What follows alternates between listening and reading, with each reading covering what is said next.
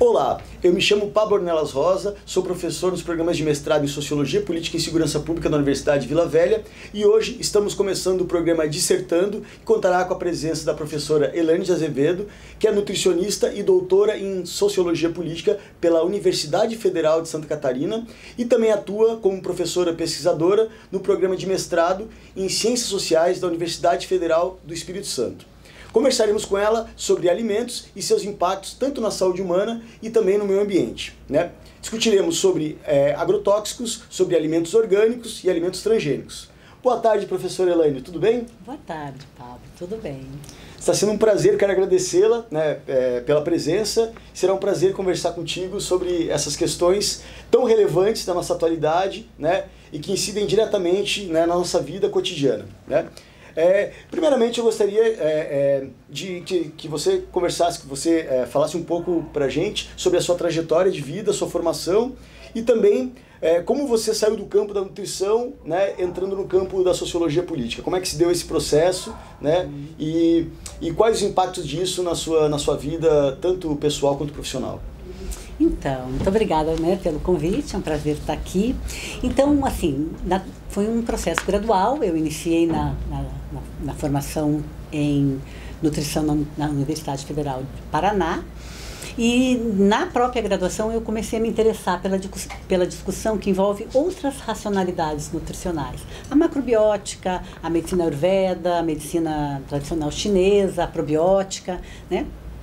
E eu fui então buscar um curso em medicina antroposófica naquela época, que hoje a gente percebe que ele estava tentando trazer realmente uma outra maneira de olhar para o alimento, para a saúde, quer dizer, transcendendo a visão biologicista que perpassa os cursos da área da saúde. E aí, depois dessa formação, eu fui para a Europa e fiquei 3 anos em clínicas de medicina antroposófica, nas quais eu estava realmente na área clínica. Então eu estava entre o paciente, a cozinha, e na cozinha eu conheci um ator que foi central na minha trajetória, que é o agricultor, né? O agricultor, a agricultora que entregava o alimento naquela época já orgânico, o alimento biodinâmico, o alimento local, e eu comecei a perceber que havia então o que a gente chama, né, o que eu gosto de chamar de história por trás da comida. Quer dizer, a nutrição está sempre percebendo a alimentação da porteira para frente, vamos dizer assim. E aí eu abri essa porteira e fui encontrar esse ator e percebi também que a discussão de alimentação na Europa há 30 anos atrás, né, já estava num contexto de movimento ambientalista, né? Quer dizer, que existia uma discussão, uma forte interação entre o movimento ambientalista e como se comia e como se produzia alimento.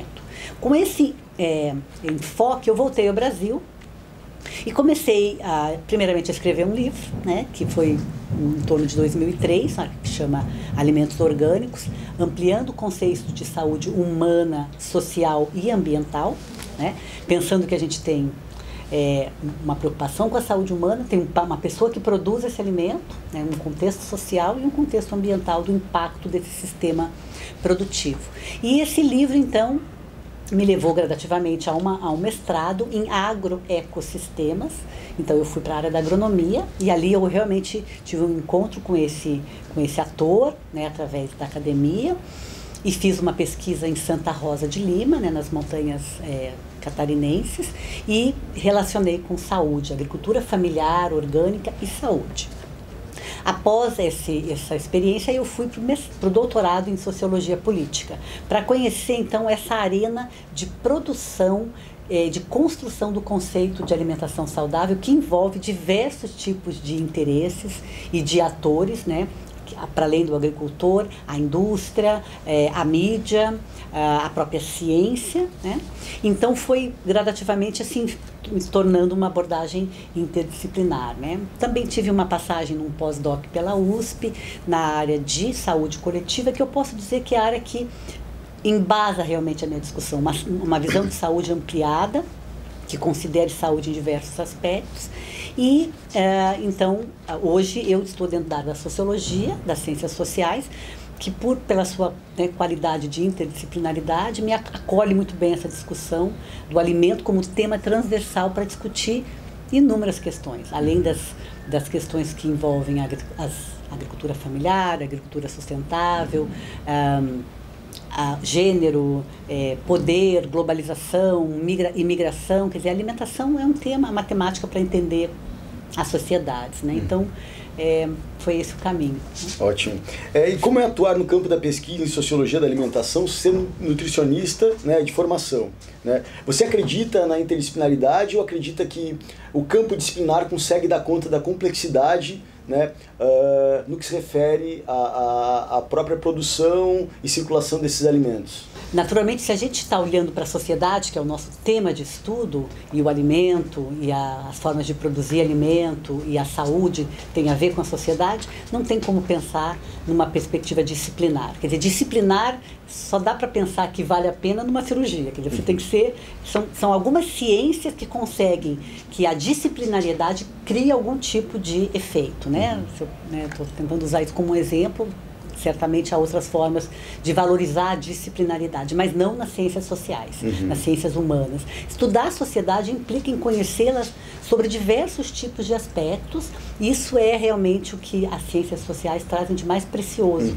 Essa possibilidade de compreender a alimentação, o ato de comer, como um ato ambiental, um ato de prazer, um ato biológico, um ato político, um ato cultural, né? Então, realmente, não tem como fugir, né? Estar nas ciências sociais é fazer essa prática de interdisciplinariedade, né? E como seria, essa é a pergunta, na verdade, né, que acredito que quem está nos assistindo, né, gostaria de proferi-la, na verdade, né? Como seria uma alimentação ideal do ponto de vista dos impactos, tanto à saúde humana, quanto os impactos ambientais? O que você, assim, poderia nos contar um pouco sobre essa ideia de uma alimentação ideal, né? O que seria mais adequado, por exemplo, para minimizar os impactos ambientais e minimizar os impactos na saúde humana? Então, esse conceito de alimentação saudável, ele é uma temática, uma construção social, né? Quer dizer, não é um conceito estático, objetivo, assim como o conceito de uma cadeira, né? Então, naturalmente, se a gente for olhar em diferentes momentos da humanidade, ele mudou, ele sofreu diversas influências, e então, se você pensar nas sociedades pré-modernas, toda a influência da localidade, da geografia, da religião, que incidia sobre como é comer bem, né? Talvez a gente não tivesse nem o conceito de alimento saudável, mas comer bem, comida adequada, né? Naturalmente ele sofreu outras influências que, por exemplo, na modernidade, quando a ciência determinou o que era um alimento saudável, uma saúde, né? Um conceito de alimento saudável, influenciado então por uma visão quantitativa de nutrientes, né? Pelo nutricionismo que a gente fala hoje, e que vai dizer que um alimento saudável ele tem determinadas características nutricionais, né? Valores nutricionais, produz energia, né? É uma abordagem racionalista, energético-quantitativa. Hoje essa dimensão se ampliou e a gente incorpora no que é saudável diversas dimensões ambientais, éticas, sociais, culturais. E eu diria para você, se fosse fazer uma resposta simples, o que é um alimento saudável? Eu diria que é aquele delineado pela cultura, pela cultura local. Porque a cultura é uma lente potente de, primeiramente, entender que há diferenças do conceito de alimento saudável para cada povo, para cada sociedade, para cada grupo de pessoas. Ela permite que você processe e consiga analisar com tolerância as diversidades alimentares. Segundo, que é a cultura que vai te dizer que, por exemplo, os esquimós deveriam comer só carne, uma grande quantidade de gordura animal, porque é assim que eles sobrevivem naquelas condições. É a cultura que vai dizer que a gordura ideal para o Mediterrâneo é o óleo de oliva, sendo que a cultura, né, que o nosso óleo de palma, o óleo de coco, está mais ajustado aos trópicos, ou que a banha de porco, que é uma gordura saudável, ela é ajustada a climas frios, a regiões de climas, né, mais frios. Ou seja, nesse conceito sobre a cultura não há um alimento insalubre, né? Se considerar a sua origem, mas ela permite que a gente compreenda os diferentes modos de comer saudável. Então eu te diria que o que é uma dieta saudável hoje, o elemento cultural é o maior delineador de uma dieta saudável e precisa ser resgatado. A hora que tu fala que tu está comendo um alimento saudável, tu já também está pensando num alimento local, que é ajustado às práticas locais. Então, ele já usa menos venenos agrotóxicos, ele já é menos dependente de um sistema agroalimentar externo ou das premissas desse sistema. Ele tem ele tem uma intimidade com a cultura do povo, as práticas alimentares. Eu não estou querendo dizer com isso que a gente só deve comer dessa forma, né? Porque, naturalmente, comer a comida de outros povos também é uma forma de criar pontes, de aproximar-se de outros povos. Também é uma forma de compreender a alma desses povos. Mas, naturalmente, uma dieta ajustada localmente e culturalmente, ela é saudável. Se a gente conseguir resgatar essa premissa, a gente vai ter uma facilidade de comer, né? Com certeza.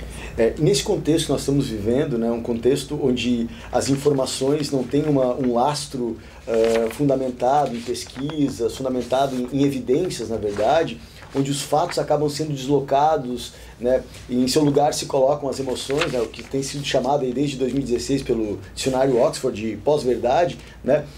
A gente tem visto muita gente falando sobre a questão do alimento saudável, né, a partir de um viés que não tem um lastro na realidade, sobretudo que se refere às evidências científicas, né?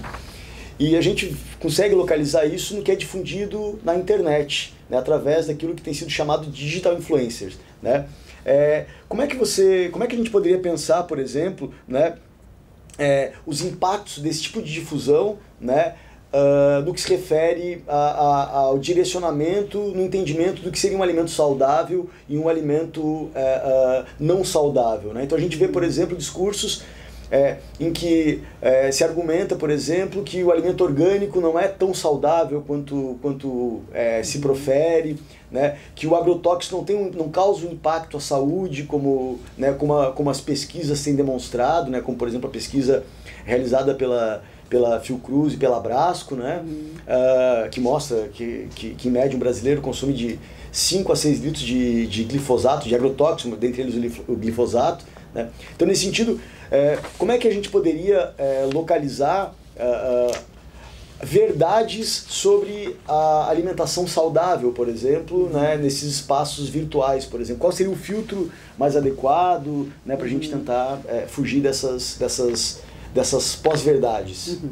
Então é uma pergunta bem complicada, porque a gente está vivenciando um momento de intensa reflexividade na contemporaneidade, que implica em que os nossos conhecimentos são renovados à luz de pesquisas que nos mostram a todo momento, né, novas verdades, e também com uma preocupação muito, que eu acho muito essencial, que é de incluir outros saberes. Ou seja, a ciência hoje não é a maior legitimadora das nossas verdades, né? Nós estamos interessados nos saberes leigos, nos saberes tradicionais, que foram excluídos no processo de, né, modernização, nos saberes esotéricos, nos saberes ocultos. Nós estamos interessados nesses saberes e devemos considerá-los como legítimos, ao contrário do que fez o que a gente pode falar como modernidade, que foi realmente excluir os saberes leigos, né, e a religião, e trazer a ciência como única legitimadora.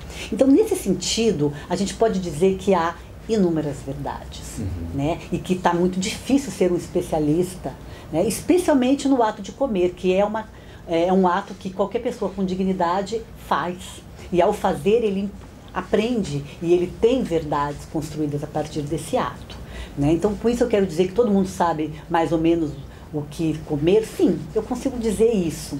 Mas qual é a diferença do campo especialista e do campo das pessoas que dão seus palpites ou as suas opiniões sobre a alimentação? É preciso pensar que existe uma arena de poder também implícita na construção do conhecimento. Então, falando de quem utiliza a ciência também para legitimar seu conhecimento, essa ciência ela não é neutra, ela não está desconectada de uma arena de poder que implica, no caso da alimentação, na indústria alimentar, na indústria de sementes, na mídia, né, nos interesses de cada indivíduo. E, por exemplo, eu vou te dar um exemplo para falar disso. Se tu é vegetariano e tu está preocupado com as questões de direito animal, a tua premissa de comer saudável é o vegetarianismo, é comer sem carne. Se tu está preocupado em emagrecer, né, a tua alimentação saudável é uma alimentação light, diet, com baixo teor, né, de energia. Se tu está preocupado com as questões ambientais, com as preocupações da agricultura familiar, tu vai adotar o alimento orgânico, tu vai adotar o alimento sem venenos. Se tu está apoiando o neoliberalismo, se tu apoia uma maneira de se desenvolver apoiada na visão econômica, tu apoia o agrotóxico, porque ele está dentro dessa perspectiva. Tu entende como é difícil a gente delinear isso é verdade, isso não é verdade. O que é preciso entender é que os especialistas, ou quando tu mobiliza conhecimento de especialistas, tu tem que saber a voz de quem está falando. E certamente um especialista respeitado, do meu ponto de vista, ele deve estar muito atento a todas essas verdades, a todas essas arenas de poder. Então a pergunta correta hoje não é o que é um alimento saudável, mas como se constrói as arenas de poder para definir o que é saudável. E essas arenas são diversas, como eu dei um exemplo aqui, né? Então, basicamente, quando tu vai ouvir quem está falando bom, isso é saudável, tem que entender de onde que é, qual é o local da fala. Isso é assim, extremamente importante. E eu diria assim, que o especialista, um bom especialista, como eu já falei, ele vai ter que ter um olhar amplo para considerar de onde vem esse conceito. Né? Tu entende o que eu quero dizer? Nós estamos vivendo a pós-verdade também, que é exatamente essa estratégia de você utilizar momentos históricos que lhe convém, de utilizar teorias que lhe convém, né? E de você minimizar verdades em detrimento de outras. Quer dizer, se tu não coloca todas elas como disponíveis e faz uma análise dela, isso não é um conhecimento especialista. O conhecimento especialista é capaz de olhar para esse leque de informações e poder dizer, são variadas, é polissêmico conhecimento. Isso faz realmente que a gente seja muito confuso, o consumidor de alimento. Mas é um outro exemplo, tu começa a sentir um mal-estar e ora na internet e descobre que tem lúpus eritomatoso sistêmico. Tu chega no médico, tu já tem o diagnóstico e o remédio. Né? Esse conhecimento especialista ele está diluído na mão dos leigos. Isso não é diferente com a alimentação. Então, primeira questão, há muitas verdades, há muitos modos de se alimentar saudável, mas também há muitos interesses em disseminar perspectivas do que é ou não é saudável. Isso é preciso estar atento. Então, eu te pedi para você assistir um vídeo, né, para a gente discutir essa questão da alimentação, da produção de verdades, né. É um vídeo que foi produzido pelo MBL, né, onde o Kim Kataguiri, né, o título do vídeo é Agrotóxicos Salvam Vidas, né? E eu queria, né, nessa parte da entrevista, que você trouxesse algumas ponderações sobre o que você assistiu, né, na condição de especialista, né, na condição de nutricionista, e que também pensa as complexidades a partir de um viés interdisciplinar, para localizar um pouco das fragilidades ou de quais as verdades estão sendo instrumentalizadas, né, no sentido de proferir e de construir um argumento favorável à desqualificação dos orgânicos e supervalorização dos agrotóxicos, né? Do Kim Kataguiri, queria que você me dissesse, né, o que você teria a dizer sobre esse tipo de informação que é difundida, se é que a gente poderia construir esse tipo de discurso, né, como pós-verdade, e em que medida a gente poderia pensar esse vídeo como uma produção amparada nisso que a gente tem chamado de pós-verdade. Então, né, respondendo essa tua questão com relação ao vídeo do Kim Kataguiri, vamos discutir assim, a questão do vídeo não é só uma defesa aos agrotóxicos, mas também uma posição de que os orgânicos fazem mal, né? Então vamos lá, vamos tentar discutir um pouco isso, né? Bom, é importante pensar que além do agrotóxico a gente tem vários tipos de contaminantes na agricultura, né? E a gente está preocupada com todos eles, mas eles estão mais em evidência, os agrotóxicos. Estamos aqui com um projeto de lei para liberar esses agrotóxicos, baseado nos interesses da indústria, né? Mas eles são pesquisados há bastante tempo.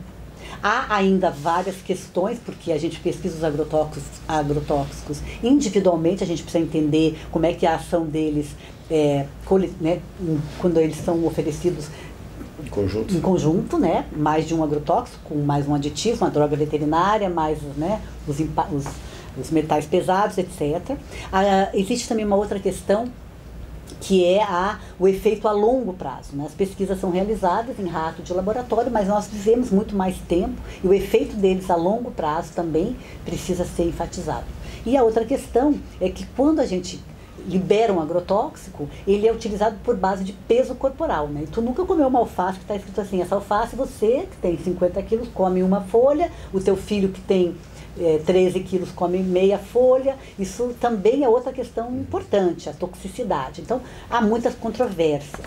Os agrotóxicos, eles são, assim, sem dúvida nenhuma, ele é o contaminante da agricultura mais estudado e há maior consenso de várias entidades de prestígio, como a Fiocruz, como a Abrasco, Associação Brasileira de Saúde Coletiva, o Instituto Nacional do Câncer, a FAO, a ONU, a OMS, a Organização Mundial da Saúde. Quer dizer, são várias entidades de prestígio que dizem que os agrotóxicos fazem mal à saúde e ao meio ambiente. Eles realmente estão matando abelhas, contaminando águas, eles estão fazendo modificação genética em tartarugas, em peixes, também no ser humano, com a modificação sobre o esperma, a quantidade de esperma nos homens, que implica em uma perspectiva de um futuro roubado, porque existe um processo de feminilização em curso no planeta. E os agrotóxicos são disruptores endócrinos e causam isso, além de relações já muito pesquisadas de agrotóxicos e autismo, agrotóxico e Parkinson, que fez com que a França revisse a sua legislação por conta dessa relação de agrotóxico e o aumento de doenças degenerativas, neurodegenerativas, né? A relação de agrotóxicos, depressão e suicídio entre agricultores de fumo. Não há dúvida, né, que existe uma infinidade de comprovações científicas já de que o agrotóxico faz mal. Né? A gente também sabe que, ao contrário do que foi falado no vídeo, de que o número de câncer, ligado ao consumo de agrotóxico, está aumentando, não está diminuindo. Então tem várias também, é um vídeo que, se a gente tivesse uma legislação séria, presta um desserviço à saúde coletiva. É como dizer, vamos parar de vacinar as crianças, porque eu tenho algumas pós-verdades aqui comigo. Né? É um vídeo realmente muito... Cigarros fazem bem para a saúde. Exatamente. Né? É um vídeo muito sério, né, nesse momento que a gente está, porque ele vai contra e ele desafia, com uma ironia, o conhecimento especialista de alta qualidade e totalmente já consensual. Né? Há evidências, de fato. Exatamente, há evidências. Então, temos realmente uma inverdade e uma irresponsabilidade. Num país mais sério, a gente vai olhar para isso. Porém, é interessante analisar, quando ele fala que os agrotóxicos salvam vidas, ele remete a um economista, né, Ludwig von Mises, que inclusive você mesmo me falou, exatamente. Nem escreveu o livro que... Na verdade, as 6 lições que ele cita foi um livro produzido pela esposa dele. Né? Mas vamos voltar para ele. Né? Ele nasceu em 1881 e parou de produzir pesquisa em 1968. Né? Então, apesar de ele ser claramente um neoliberalista, né, ele colocava em favor, ou não, ele era a favor do liberalismo, ele era parte da Câmara de Comércio da Áustria, depois mudou para os Estados Unidos, uma pessoa sem dúvida muito inteligente. Pela inteligência dele, hoje, sabendo dos impactos do agrotóxico, ele não faria essa apologia que ele fez. Somente uma pessoa muito ignorante e muito mesmo refratária às evidências científicas, que eu não acredito que seja o caso de um economista tão conceituado, se colocaria contra nesse momento. Os agrotóxicos, né? eles aparecem assim com mais evidência, né, no planeta. Em que década do século passado, por volta? Assim? Então,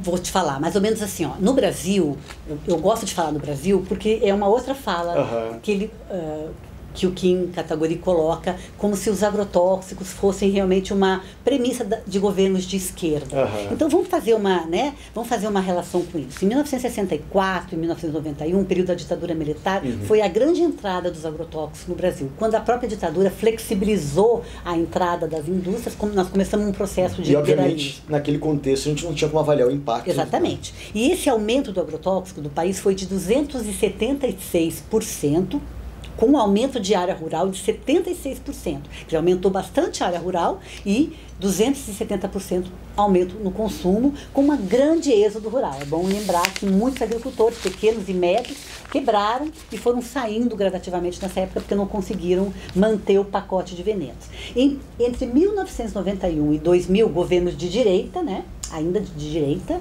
esse aumento foi um aumento de 400%, aumentando a área produzida em 7,5%, quer dizer, foi enorme. Então, foi um governo de direita, claramente, que mobilizou também o maior consumo de agrotóxico no país. E pensando, então, numa pretensa esquerda, né, que foi quando o PT, entre 2005 e 2012, assumiu, nós continuamos aumentando, né? Aumentamos 9,4% a área plantada e um aumento de quase 170% no consumo de agrotóxico, chegando ao topo de maior consumidor de agrotóxico do mundo. Ou seja, resumindo, né? Agrotóxico não é uma questão de direita e nem de esquerda. Agrotóxico é assumido por países que colocam o desenvolvimento econômico e o neoliberalismo à frente das suas prioridades de tratar o povo, de saúde pública e de minimizar as desigualdades sociais, porque com muita, como eu falei, o êxodo rural está muito ligado também a isso. A desqualificação do rural, do agricultor, né, do pequeno agricultor, está muito ligada no nosso país ao quadro de desigualdade social que a gente vive hoje, além das questões com a reforma agrária que a gente pode falar. Então eu quero dizer para você assim, que o agrotóxico não é coisa de direita e nem de esquerda, é de governos com tendências neoliberais que estão desqualificando a saúde pública e a desigualdade social. E os países que usam menos venenos, que têm mais consciência desse controle, são países capitalistas, é bom dizer, não são países comunistas, que esse termo é um termo assim tão banalizado e tão pouco inteligentemente usado, né? Mas são países que têm menor nível de desigualdade social e maior qualidade de vida e preocupações com a saúde dos seus habitantes, né? Não são países socialistas. Então, é novamente uma abordagem tão simplificada, né, que se usa no vídeo, de que isso é coisa de esquerda, etc. Né? Assim como eu vou emendar nisso a reforma agrária, né, que também é uma fala, né, ele desqualifica a reforma agrária, usa um bonezinho do MST. Então vamos tentar pensar que reforma agrária ela tem uma relação com a comida. Por quê? Porque a reforma agrária clama por mais terra para agricultores familiares. E são agricultores familiares que produzem 70% a 80% do que a gente come, com 25% do orçamento da agricultura. No vídeo ele menciona que a agricultura familiar representaria 1%, né? Não, ele fala do orgânico. Do orgânico. A agricultura familiar, ela representa, em termos de quantidade de comida, 70% a 80%. Ou seja, o agronegócio não produz comida. Ele é uma dinâmica de caráter econômico, produz PIB, produz produto de exportação, mas ele não produz soberania e segurança alimentar e nutricional. Quem produz comida no Brasil é agricultor familiar. Isso tem que ser muito enfatizado, né? Mas vamos voltar lá. Então, reforma agrária tem assim a ver com comida. E ela não é simplesmente, como falado lá, um modo de se apropriar indevidamente de terras de grandes latifundiários, como foi mencionado. Mas ela é uma reorganização da estrutura fundiária que todos os países desenvolvidos fizeram nesse século. E esses países eu posso citar: Alemanha, Espanha, França, Inglaterra, Noruega, Japão, Rússia, Israel, nenhum deles socialista, mas que assumiram a reforma agrária com uma perspectiva de minimizar as desigualdades sociais, né? Então, nenhum desses países permaneceu o mesmo depois de um processo de reforma agrária, preciso enfatizar isso. E todos os países que ainda não fizeram reforma agrária, entre eles o Brasil, permanecem assim, subdesenvolvidos e com grandes desigualdades sociais. Então é claro que quem pensa em reforma agrária, a reforma agrária pensa no MST. Por quê? Porque o MST é o primeiro movimento em 500 anos de desenvolvimento desse país, né, de apropriação desse país, que está pensando em fazer esse movimento, em exigir isso como um direito, né? Então o MST toma, sim, posse de terras improdutivas, ele usa intervenções que eu diria perigosas como uma reação a 500 anos de inatividade. Quando os negros, há 100 anos atrás, receberam teve a abolição da escravatura, eles não receberam terras. Então os negros, os indígenas, os quilombolas, que são hoje as minorias desqualificadas, são a pobreza, eles são aqueles que não receberam terra. Então o MST faz isso, ele exige um processo de igualdade, e a sociedade precisava olhar para isso com um pouco mais de compreensão. E tem mais uma coisa, o MST não produz somente demanda por terra, ele produz comida, toneladas de alimentos, como foi visto na última feira da Reforma Agrária em São Paulo, ele cuida de águas, ele cuida de sementes, mantém sementes crioulas, ele promove escolas rurais para acolher poucos jovens que ainda desejam ficar no meio rural. Então é uma luta que tinha que ser aclamada por todos, as pessoas inteligentes, pessoas cultas, que pensam. Mas aí eu traria até o Gessé de Souza, que fala que quando a Alemanha Ocidental, né, quando o muro caiu e os orientais estavam ali, eles poderiam ter optado por ignorar essas pessoas e deixá-las à margem da sociedade, como nós fizemos com os nossos negros, índios, e, né, todas essas... esses grupos sociais desqualificados que não receberam terra. Mas a Alemanha incorporou e se tornou mais potente. Então é isso que a gente precisa fazer. Dividir terra para quem precisa produzir alimento e junto soberania e segurança alimentar. Então isso não tem nenhuma pessoa que não pense sobre o movimento que não consiga fazer essas relações. É realmente o uso irresponsável, né, de uma visão preconceituosa contra o movimento para poder criar realmente um fortalecimento de uma visão que eu diria novamente neoliberal, baseada num economicismo. Né? Então, no final do vídeo do Kim Kataguiri, ele desloca, né, um trecho do livro do Mises, As 6 Lições, né, e insere naquele texto o agrotóxico, né, como se o Mises defendesse a utilização de agrotóxico, embora isso seja descontextualizado, porque ele não está tratando do agrotóxico. Né? Então, nesse sentido, a gente poderia localizar que a construção discursiva e argumentativa dele é deslocada da realidade na medida em que ele desloca palavras do trecho do Mises inserindo ali agrotóxicos. Então a gente poderia entender isso como pós-verdade.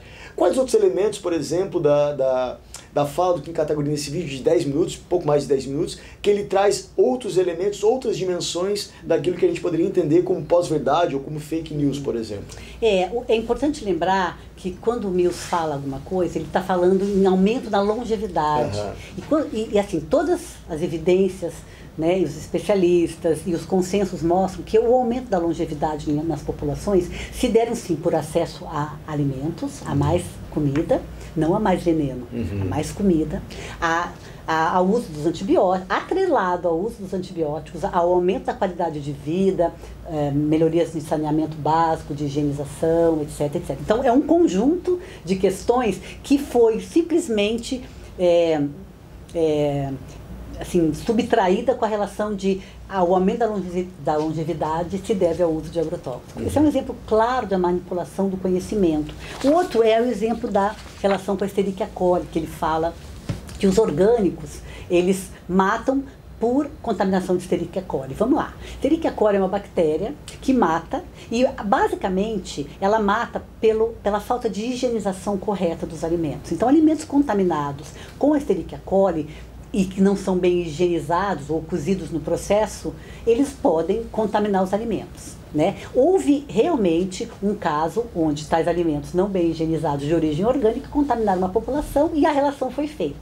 Vamos também lembrar que o uso de esterco para produzir alimentos de origem convencional e orgânicos são utilizados amplamente, não só na agricultura orgânica.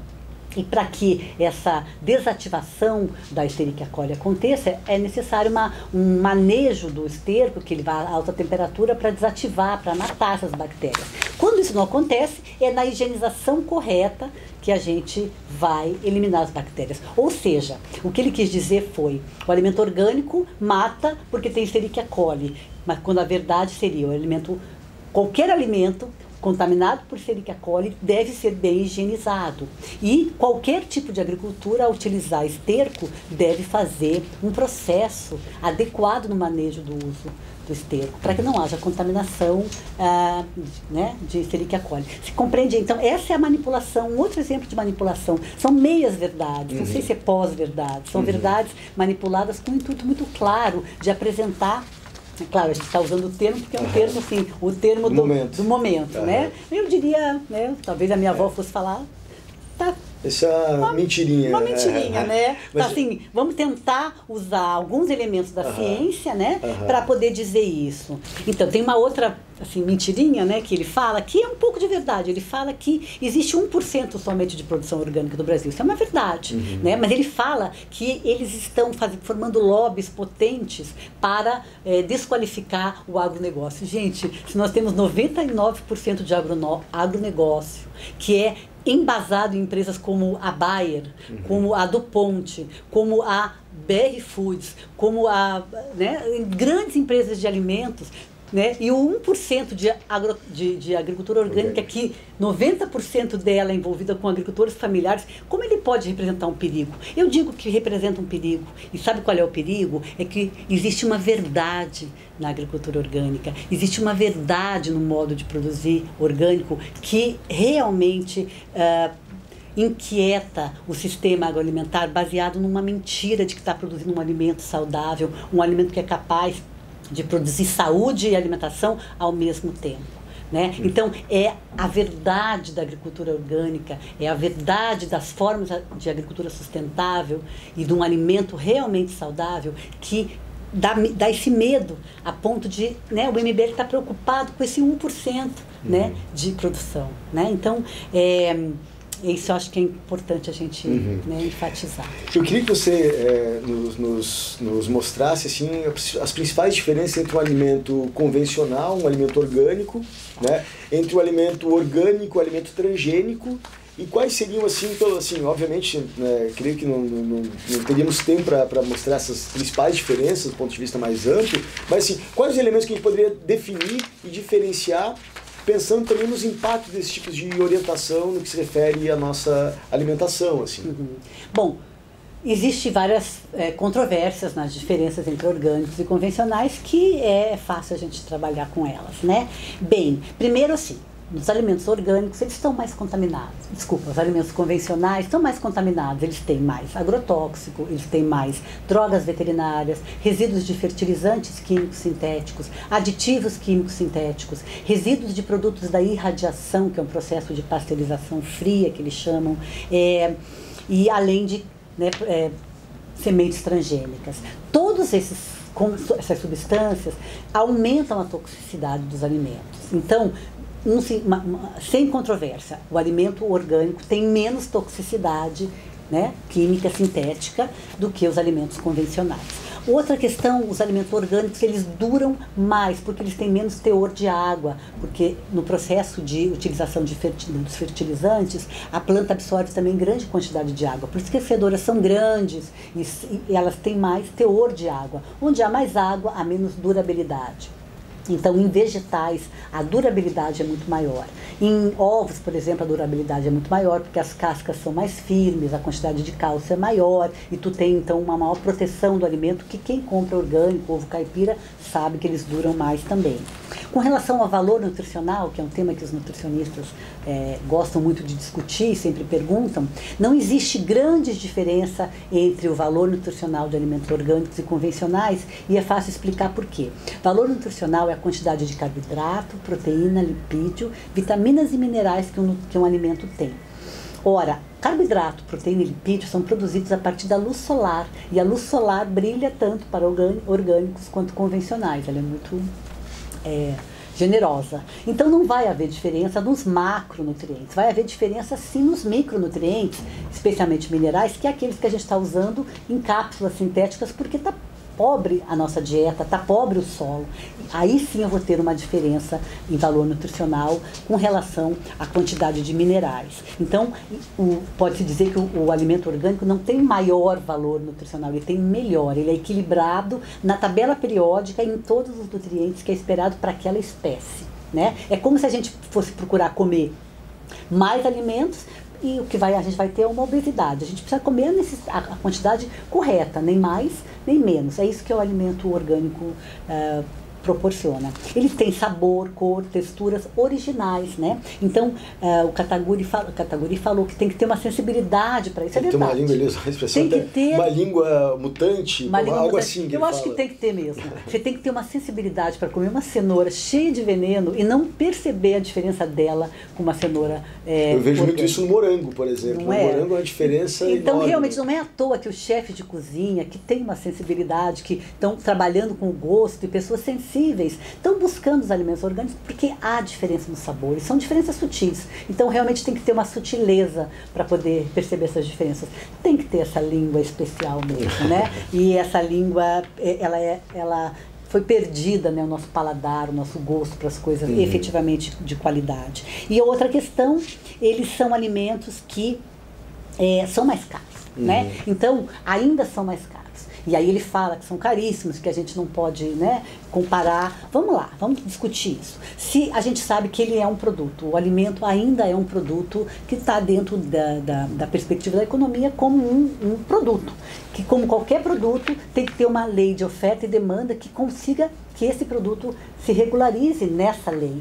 Então, se você tem pouca oferta, né, ou muita demanda, ou vice-versa, como é o caso dos orgânicos, eles não vão ter o mesmo preço dos alimentos que, né, duram mais e podem ficar um ano nas prateleiras, como, por exemplo, os alimentos industrializados. Eles vão custar mais barato.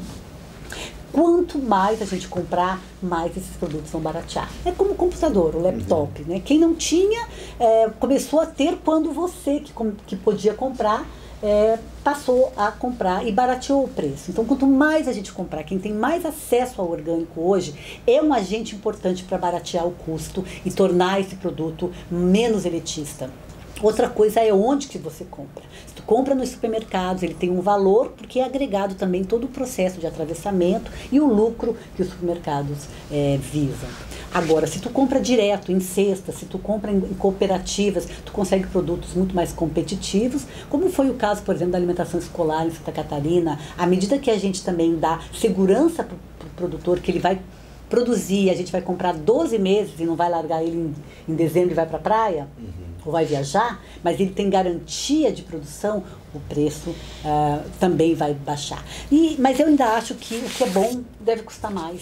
Tudo que é melhor a gente compra e não reclama. Né? Qual é o valor de um alimento barato, que destrói o meio ambiente, desqualifica o agricultor, deixa você doente, sua família doente, o planeta contaminado, né? E ainda por cima faz você ficar dependente de um sistema de doença, né? Dos planos de saúde. Então, assim, o que você não gasta na feira, você gasta na farmácia, né? Então é preciso pensar que realmente esse barato sai caro, ele tem um custo socioambiental muito caro, mas não há dúvida, nós precisamos tornar o orgânico acessível para todos, e isso implica em trazer mais agricultores a produzir, dignificar quem está produzindo orgânico, olhar para a agricultura familiar e dar possibilidades dela produzir sem veneno, porque ela é o agricultor familiar, sua família, os quilombolas, os pescadores, são aqueles que estão no meio rural, os agrofloresteiros, e que têm o primeiro impacto desses venenos, que estão sofrendo pela intoxicação, né, ocupacional. Então nós precisamos pensar também nessas pessoas, porque elas estão desaparecendo. E quem vai produzir seu alimento? A quem você vai servir? Né? Quem tem alimento, quem planta, tem soberania, tem autonomia. Com a última crise dos caminhoneiros, acho que a população brasileira conseguiu perceber a importância de produzir o alimento local, perto, o seu próprio alimento. Né? E essa autonomia é algo que nos coloca em risco. E quando as nossas sementes, os nossos alimentos estão nas mãos de multinacionais, de outros países, né? O que isso significa? É preciso pensar sobre isso. O Philip McMichael, né, escreveu um livro publicado recentemente, né, aqui no Brasil, foi editado pela editora da URGS e da Unesp, onde ele vai tratar, na verdade, esses diferentes momentos históricos no que se refere à forma de lidar com a alimentação. Ele vai chamar isso de regimes alimentares. Né? E ele vai mostrar que nas últimas décadas do século passado, a gente passou a presenciar o que ele chama de regime alimentar corporativo.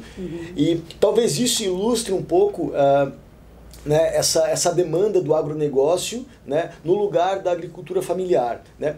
E tem uma expressão que é muito utilizada, né, chamada de Revolução Verde. Eu queria que você falasse um pouco para a gente sobre essa questão do regime alimentar corporativo, da Revolução Verde. Qual a relação entre esses conceitos e de que forma esses conceitos incidem nessa nova racionalidade ou nessa racionalidade que nós temos para lidar com a questão da alimentação? Então, é bom a gente, a noção de regimes corporativos, né, ele fala em 3 regimes, né? Nós estaríamos no 3º regime, ou que a gente pode também chamar, eu uso esse termo, sistema agroalimentar moderno, que tem como características o quê? O intenso uso, a intensa dependência de insumos da agricultura. Tu começa utilizando o fertilizante, depois tu precisa do agrotóxico, tu precisa da mecanização, a monocultura é a prática que apoia todo esse sistema, ele vende para grandes redes de supermercado e isso forma então, da produção ao consumo, um sistema agroalimentar moderno ou um 3º regime corporativo que tem uma grande influência da indústria de insumos, da indústria de sementes, da indústria alimentar e depois da indústria farmacêutica, né? Porque nós adoecemos quando a gente come isso aí. Isso tem a relação, a gente poderia relacionar, por exemplo, a compra da Bayer, né? A Monsanto sendo comprada pela Bayer. Essa relação aí explica muito bem a relação da indústria farmacêutica e alimentar. Mas a Revolução Verde, eu gostaria de dizer que esse sistema agroalimentar, ou esse 3º regime corporativo, ele está em todos os países que assumiram o capitalismo, ele está no mundo inteiro. Agora, a Revolução Verde, que é conhecida como Revolução Verde, que verde, né, se a gente considerar uma cor assim, pura, não tem nada, né? A Revolução Verde foi uma intenção muito clara dos países após a Segunda Guerra de olhar para os países que tinham fome, que tinham sido explorados, de ajudá-los, né? Então, por exemplo, no Brasil, a gente recebeu, né, de países como o Canadá, dos Estados Unidos, sementes de milho, sementes de trigo, que a gente não plantava aqui. Essas sementes não eram facilmente ajustadas, porque o nosso cereal de origem era o milho. Então, a gente recebeu essas sementes e uma grande quantidade de fertilizantes para que elas pudessem corrigir o solo e promover o crescimento delas. Então a gente recebeu a semente, o corretivo e elas cresceram. Elas eram muito mais frágeis do que as espécies naturais e aí a gente então recebeu também os agrotóxicos, porque as plantas adoeciam. E depois a gente recebeu também a mecanização, porque a gente tinha que colher o excedente. Na segunda etapa a gente, né, já recebeu a semente, recebeu o fertilizante, mas o veneno a gente teve que comprar e as máquinas também, e aí gradativamente a gente foi tornando dependente, né, da compra, como é hoje, da semente, do fertilizante, do agrotóxico, do maquinário, totalmente nas mãos dessas multinacionais. Essa intenção de manipular países do hemisfério sul é o que a gente chama de Revolução Verde, né? Ou seja, então o que eu quero dizer, a Revolução Verde tem um contexto assim, de escoar o veneno da Segunda Guerra, né, que a gente usava para fazer os ataques aos povos, e também tinha uma intenção de criar uma dependência de países do sul aos países do norte, né, grandes países. E é o que acontece hoje, né? A gente foi uma armadilha, assim, como uma pequena semente que a gente, como um pássaro desavisado, comeu. Isso é bom pensar. Mas, de novo, a Revolução Verde aconteceu nos países do sul. Agora, os regimes corporativos, agroalimentares corporativos, ou o sistema agroalimentar moderno, ele está espalhado em todo o planeta, né? Com focos de resistência. Claro. Em relação àquele material produzido, aquela pesquisa, realizada pela Abrasco com a Fiocruz, né? Diante dessa pesquisa, diante do impacto ambiental e do impacto na saúde humana apresentado por essa pesquisa, né? Quais seriam as formas mais eficazes de utilizarmos essa pesquisa no que se refere ao controle social, né, da produção e da circulação desses alimentos? Como é que a gente poderia pensar isso, né? Então, eu vou te dizer assim, a gente tem produção de estudos científicos que estão mostrando para a população brasileira que os agrotóxicos são perniciosos, que fazem mal à saúde. Agrotóxico, jamais mudança de nome, né? Jamais defensivos agrícolas, jamais substâncias fitossanitárias, são venenos, agrotóxicos, pesticidas, né? Com todo perdão às Maria Aparecida, sida quer dizer morte, pesticidas, nematicidas, é por isso que existe a tentativa de mudar o nome, né? Para que a gente esqueça o quão perigosos são esses produtos. Basicamente, existe essa produção de pesquisa, ela está sendo assim, conscientemente, propositalmente interrompida. Por exemplo, a Anvisa, que já fez o programa de análise de resíduos de agrotóxicos há anos, faz um trabalho interessante de mostrar para a população o nível de contaminação que a gente está sofrendo, ela está proibida hoje pelo governo federal de continuar esses estudos e divulgar os resultados, né? A Fiocruz, a Abrasco, são entidades que estão sofrendo uma pressão de cima, e eu diria não só do governo, da bancada ruralista, como também dessas grandes empresas que estão por trás de continuar mantendo o país como o maior consumidor de agrotóxicos no mundo. Então, nós temos assim que nos desanestesiar. Há uma anestesia na população brasileira, uma falta de consciência ambiental e social, e nós estamos sendo derrotados por nossa própria imobilidade. Né? Então, é hora da gente estar atentos. Eu sou otimista, há várias ações a fazer. As ações, primeiramente, no âmbito da política, é ver quem são essas pessoas que estão defendendo os interesses neoliberais em detrimento da nossa saúde. E eu não sei se a gente escapa deles na próxima eleição, infelizmente. Uma questão... Que é o que eu, só para finalizar, é o que eu chamo de votar com o garfo. Essa é uma instância que precisa ser entendida, né? Outras microações, acho que são tentar trabalhar ações de compra comunitária, apoiar a agricultura familiar, voltar para o meio rural, ensinar a cozinhar em casa, sensibilizar crianças, trazer uma consciência da onde vem o nosso alimento, né? Mobilizar a área da saúde, exigir da área da saúde posicionamentos, pesquisas, né? E também uma outra ação importante, que eu acho que uma ação política, é pensar, exigir pressão dos países que estão aqui dentro, né, como, por exemplo, a Alemanha com a Bayer, os Estados Unidos com a DuPont, com a Monsanto, né, que agora se fundiu com a Bayer, o Japão com a Tsutomoto, acho que é esse, a Syngenta da Suíça, são empresas que estão aqui dentro, mas vêm de países com uma consciência ambiental muito diferente e com uma flexibilização diferente das suas leis. Então é preciso pressionar a população desses países para que boicotem essas empresas, para que exijam uma pressão dessas empresas, porque esse veneno que é utilizado aqui, ele vai chegar até a Suíça, ele vai chegar até a Alemanha, porque nós temos um planeta só. A contaminação chega nos ursos polares, ela pode ser mais lenta, mas não existe fronteiras para a contaminação de agrotóxicos. O fora não existe. Essa é a campanha que a gente tem que ficar muito atento. Uma questão que foi trazido no princípio do vídeo do Kim Kataguiri, ele traz a ideia de que os agrotóxicos seriam, defender agrotóxicos seria algo da esquerda, né, ao passo que defender os agrotóxicos seria algo da direita, né? Assim, o orgânico seria coisa de esquerda, defender o orgânico seria coisa de esquerda e defender agrotóxicos seria coisa de direita. Mas se a gente pegar a trajetória desde o processo desde a ditadura civil-militar até o processo de democratização, passando por governos PSDB até PT, o que a gente viu foi exatamente a intensificação na utilização dos agrotóxicos, né? Então, se a gente localizar laço na realidade política brasileira institucional, a gente verifica exatamente o contrário, né? Ou seja, os agrotóxicos não têm lado de esquerda ou de direita. Na verdade, eles paulatinamente vão se intensificando. Isso é correto ou não?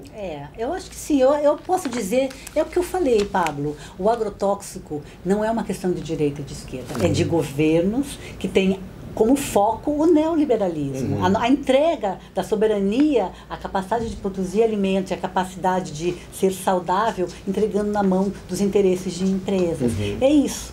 Os governos que vendem os seus países, vendem as suas riquezas e vendem a saúde do seu povo é que estão assumindo a política do agrotóxico. Eu acho que é isso que a gente pode realmente pensar e lamentar profundamente. E, como eu falei, a única questão agora é reagir e divulgar esse conhecimento, apoiar o movimento dos chefes de cozinha, que está muito grande, apoiar o movimento de associações como, já falei, a Brasco, Fiocruz, porque essa é uma questão que tem que vir de baixo para cima, uma subpolítica, como diria o Beck, porque o que a gente está vindo de cima para baixo é realmente uma precarização da nossa saúde e uma desqualificação realmente da importância de discutir veneno na nossa alimentação.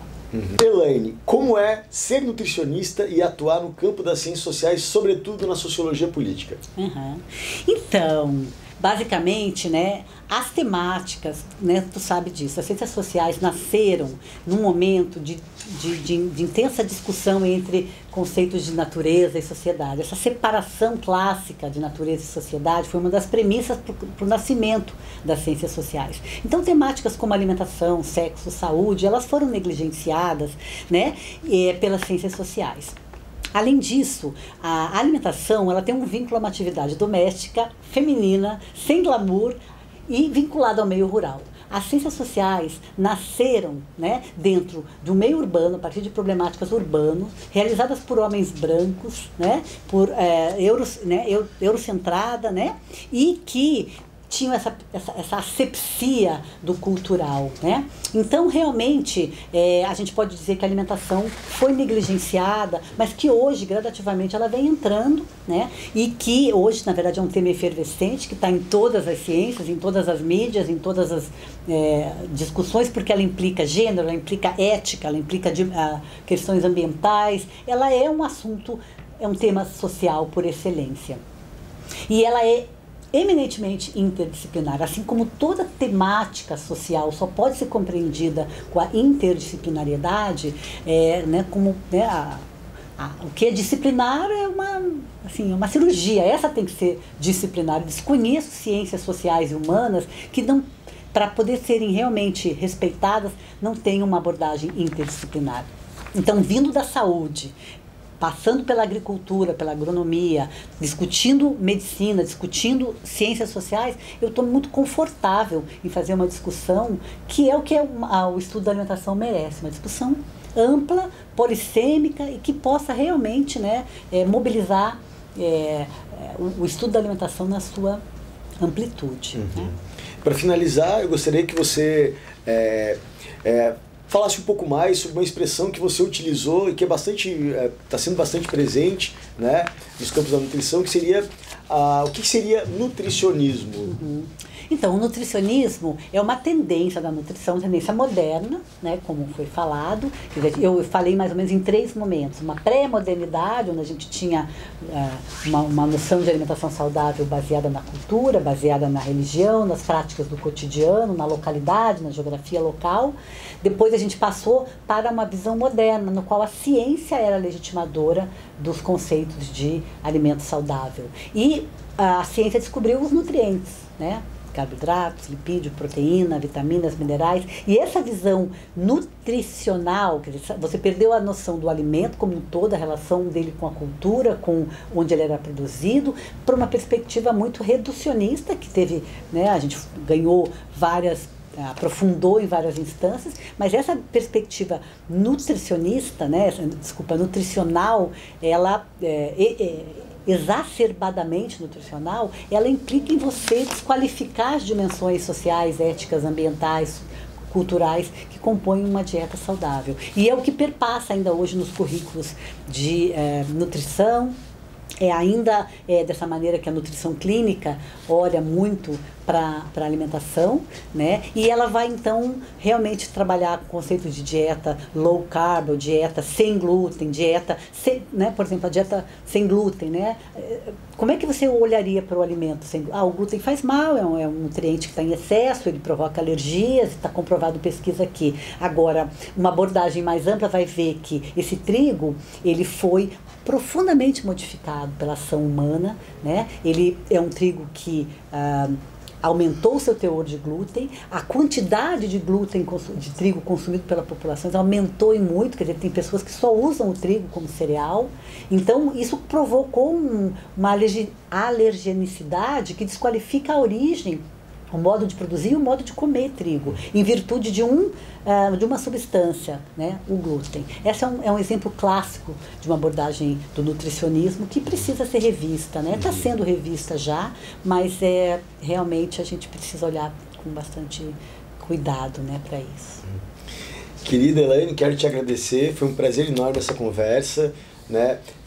Acho que o público vai ficar bastante satisfeito com as respostas e com a ideia de mostrar também esse olhar mais preciso de alguém que de fato pesquisa esse campo já há 3 décadas, né? 3 décadas. 3 décadas pesquisando nessa relação entre alimentação e sociedade, né? Fico muito feliz em tê-la aqui presente conosco. Muito obrigado, viu? Então, eu que agradeço, né, a participação, foi um prazer estar aqui, né? A gente está disponível, né, para todo mundo que realmente está a fim de conhecer um pouco mais o que está por trás dessa história, por trás da comida, e também a mobilizar mesmo os consumidores como cidadãos políticos nesse ato de se alimentar que é tão caro, né? Muito obrigada e sucesso no seu programa. Obrigado. Quem quiser ter mais informações, pode procurar os livros da professora Elaine de Azevedo, né? Deve encontrar aí nos sites, pela internet, né? E quero agradecer novamente e me despedir. Até logo. Muito obrigado, pessoal.